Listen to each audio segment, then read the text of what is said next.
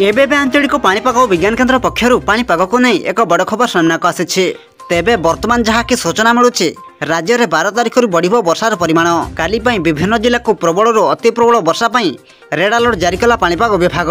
तेबे आसतु नजर पकाइबा राज्य में 12 तारिख केउं जिले में प्रबल वर्षा होबार संभावना रही और केउं सब जिला को हाई अलर्ट जारी कर आंचलिक पाणीपाग विभाग।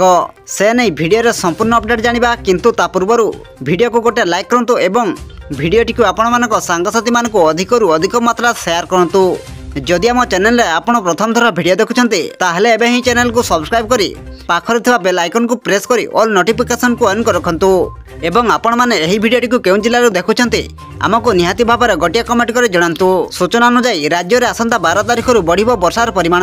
सृष्टि लघुचाप क्षेत्र प्रभाव रे राज्य रे प्रबल वर्षा होबार संभावना रही।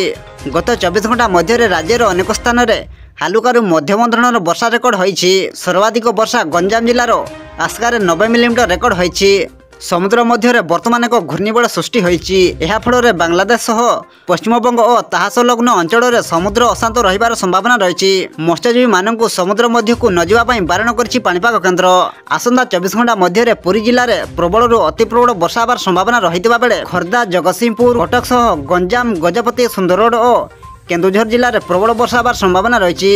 एहासह बिजुली घड़घड़ी सह 30 ରୁ 40 किलोमीटर प्रति घंटा बेगर पवन बहिबार संभावना रही।